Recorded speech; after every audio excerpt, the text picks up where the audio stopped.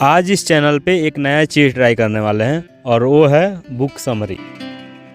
और पहला बुक जिसका हम समरी करने वाले हैं इस वीडियो में वो है read people like a book. Patrick king के द्वारा ये लिखा गया बुक है और इस नाम से ही आप समझ पा रहे होंगे कि किसी इंसान को पढ़ना एक किताब की तरह, मतलब कि किसी व्यक्ति के बिना कुछ बोले उसके चेहरे की हाव भाव से और बोलने के अंदाज से, तौर तरीकों से आप ये समझने में आसानी होगी कि वो आदमी कहना क्या चाह रहा है, कुछ कह रहा है तो कुछ छुपा तो नहीं रहा है। ये सब चीजें आपको समझने में थोड़ा आसानी होगी अगर आप ये वीडियो देखते हैं या फिर बुक पढ़ते हैं। तो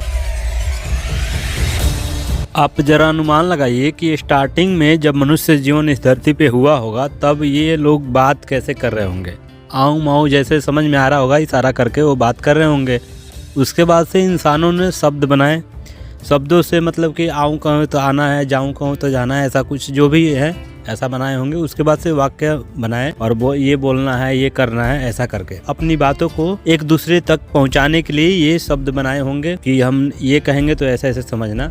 और वहीं आज तक आ रहा है, जो मान लीजिए कि हम ये वीडियो बना रहे हैं तो आपको एक शब्द के माध्यम से ही बता रहे हैं और समझा रहे हैं और आप समझ भी पा रहे हैं कि हाँ ये चीजें ये आदमी बोलना चाह रहे हैं।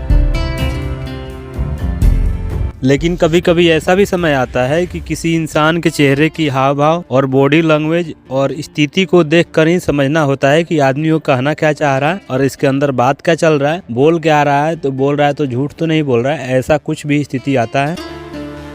इस चीज को समझना अपने आप में ही एक क्वालिटी है। अब अगर आप इस वीडियो को ध्यान से सुनते हैं तो आपके इस क्वालिटी में इम्प्रूवमेंट देखने को मिलेगा। सामने वाले इंसान के फीलिंग और अनकही बातों को भी समझ पाएंगे। कहा जाता है कि किसी इंसान के बिहेवियर से उस इंसान के बारे में पता लगाया जा सकता है, लेकिन बिहेवियर को जानने के लिए उसके साथ में रहना पड़ेगा, उसके नज़रिए से इस दुनिया को देखना पड़ेगा, वो कैसा फील करता है, कैसा समझता है, ये चीज़ें आपको समझना पड़ेगा। लेकिन लोग क्या करते हैं, देखिए कि कोई स्थिति में किसी भी इंसान के बारे में सर्च प्रेडिक्शन करने लगते हैं कि भाई इसके मन में ऐसा चल रहा है, लेकिन एक्चुअली में होता क्या है, वो लोग इस बेस पे तय करते हैं कि उस जगह पे अगर हम होते तो क्या सोचते, क्या करते। कुछ इस तरीके से प्रेडिक्शन करते हैं और वो अधिकतर गलत होता है। इसका एक सर्वे भी हुआ था जिसमें 100 लोगों में से 20 लोग ही ऐसे हुए थे जिसमें 100 झूठ में से 80 झूठ को पकड़ पाए थे। इस चीज को ऐसा ही करते हैं अधिकतर लोग कि हाँ उस जगह पे अगर हम होते तो कैसे क्या होता, तो इसलिए वो गलत हो जाते हैं। इसलिए सामने वाले इंसान के बारे में आप जितना ही समझेंगे, उसकी नापसंद और पसंद को समझेंगे, उसके नजरिए से दुनिया को देखेंगे, उतना ही अच्छा प्रेडिक्शन कर पाएंगे उस इंसान के बारे में।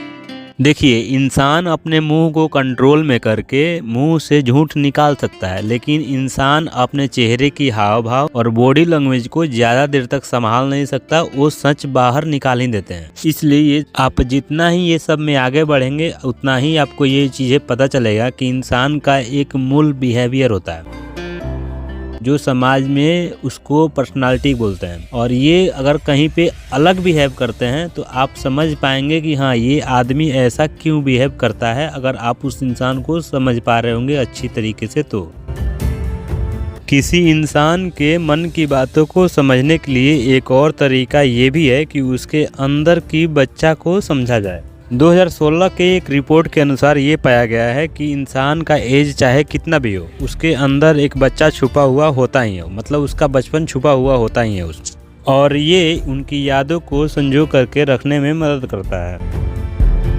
अगर कोई इंसान अचानक से गुस्सा होने लगे, नाराज हो जाए या फिर रोने लगे, तो उस स्थिति में आप ये समझ लेना कि उसके अंदर का बच्चा एक्टिव हो गया है। तो उस स्थिति को कंट्रोल में करने के लिए सामने वाला इंसान के गार्जियन की नज़र से अगर देखते हैं तो फिर सब ठीक हो जाएगा।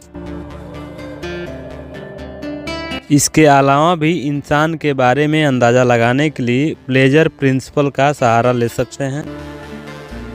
इस प्रिंसिपल के अनुसार कोई भी इंसान दुख से दूर रहने और खुशी के साथ अपना जीवन जीने की कोशिश करता है। लोग चाहे कितना भी झूठ बोल ले, उनके चेहरे का हाव भाव और बोलने का अंदाज और तरीके और बॉडी लैंग्वेज उनकी सच बातें बता ही देती हैं। इसलिए राइटर कहते हैं कि ये पढ़ने का जिनके पास भी हुनर है वो सच के बहुत करीब होते हैं। ये सब एक्सप्रेशन के अलावा कुछ और एक्सप्रेशन भी होते हैं जिन्हें माइक्रो एक्सप्रेशन कहते हैं, और वो कुछ पल के लिए ही आते हैं फिर गायब हो जाते हैं। सबसे पहले ये समझ लीजिए कि इंसानों के खून में ही है कि बिना कुछ बोले किसी की बात को, भावनाओं को समझ लेना। और ये रिसर्च के अनुसार बोल रहे हैं, अमेरिका में नील एकमंग करके साइकोलॉजिस्ट है, वहीं पता लगाए हैं। जिस प्रकार चेहरे की हाव भाव और बॉडी लैंग्वेज बहुत कुछ इंसान के बारे में बताती हैं, वैसा ही उनका पर्सनालिटी भी बहुत कुछ बताती है। जो बिहेवियर किसी इंसान के लंबे समय तक रहता है वही उस इंसान का पर्सनालिटी होता है। और किसी के पर्सनालिटी के बारे में समझने के लिए the big 5 personality test theory का इस्तेमाल कर सकते हैं। ये थ्योरी मोटिवेशन और एक्सपीरियंस को अलग अलग मानते हुए 5 हिस्सों में डिवाइड करती हैं।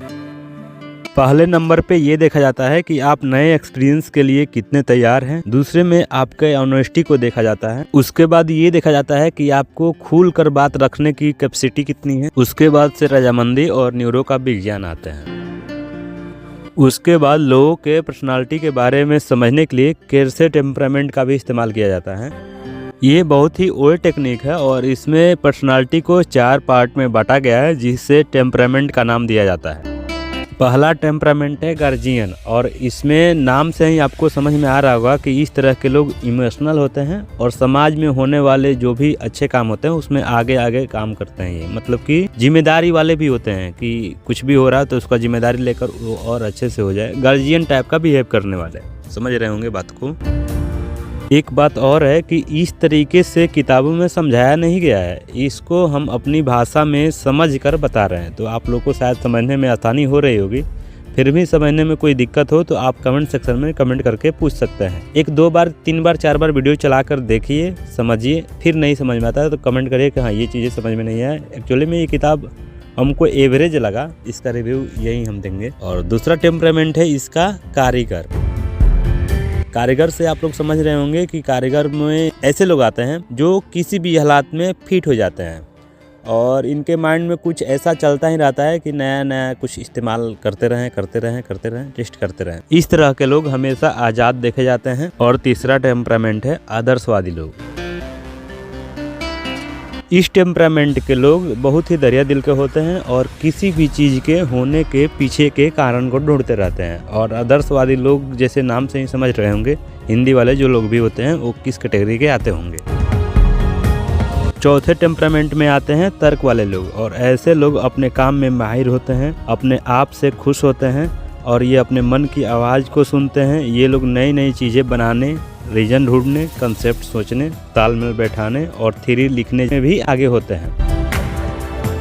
केर्से टेम्परामेंट को डेवलप करने वाले केर्से का भी ये कहना है कि 80% लोग पहले वाले 2 टेम्परामेंट में ही आते हैं, द गार्जियन और कारीगर किस्म के लोग हैं। शुरुआत में किसी से मिलते समय उसका पर्सनालिटी का टेस्ट लेकर आगे का प्रेडिक्शन कर सकते हैं। कुछ जानकारी के अनुसार ये काफ़ी हद तक सही होती है, लेकिन फिर भी इस पे 100% विश्वास नहीं किया जा सकता है। इस पर्सनालिटी टेस्ट के हिसाब से लोगों को अलग अलग कैटेगरी में रख सकते हैं कि ये वैसा है, ये वैसा है, ये इस किस्म का है, ये इस किस्म का है। देखिए, लोगों को ऑब्जर्व करके पर्सनालिटी जानने के साथ साथ सच और झूठ जानने का भी एबिलिटी होनी चाहिए। और झूठ पकड़ना कोई आसान काम नहीं है।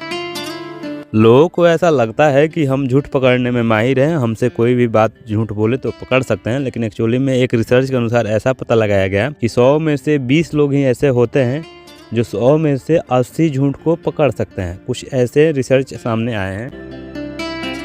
दरअसल हम झूठ पकड़ने के लिए जिन चीज़ों की सहारा लेते हैं, जैसे फेस का एक्सप्रेशन और बॉडी लैंग्वेज हुआ, ये बदल सकती हैं। और एक बात ये भी है कि अगर कोई बात बिना जानबूझ के अगर झूठ बोल रहा है, आपसे झूठ बोलते जा रहा है बिना जाने बूझे, तो उसको पकड़ना आसान है। लेकिन एक्चुअली में अगर कोई जानबूझ कर झूठ बोल रहा है तो ये चीज़ें एकदम से बदल जाती हैं। आगे हम 2 सिचुएशन बताने वाले हैं और अक्सर इन्हीं 2 सिचुएशन में झूठ पकड़ने की संभावनाएं होती हैं। इसके अलावा कठिन होता है झूठ पकड़ना। पहला ये है कि ऐसा कोई इंसान जिसके बिहेवियर के बारे में आप पहले से जान रहे हो और जब वो बातें कर रहा हो तो उस समय कैसा बिहेव कर रहा है, तो उस दोनों बिहेव को कंपेयर करके आप उसके झूठ को पकड़ सकते हैं। और दूसरा सिचुएशन ये है कि जब कोई इंसान बिना प्लान के झूठ बोल रहा हो तो उसको पकड़ना आसान होता है, और बशर्ते आपको एक चीज़ का पता होना चाहिए कि उस सामने वाले को समय कम देना है सोचने के लिए।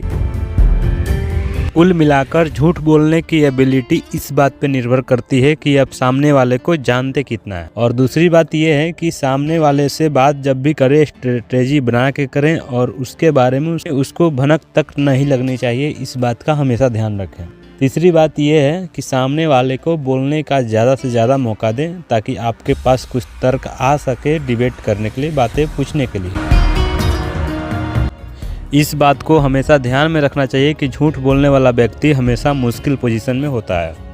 इतना सब करने में अगर आप सक्सेसफुली कर पाते हैं तो आप सच पकड़ सकते हैं, लेकिन झूठ पकड़ने के लिए और डीपली अंडरस्टैंड करना पड़ता है।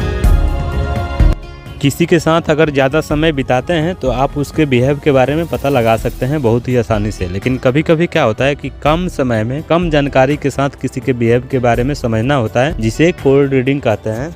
ये कोल्ड रीडिंग करना एक टेक्निक है, और सेम टू सेम एक और टेक्निक है जो सेम काम करता है, जिसका नाम थिन स्लाइसिंग है।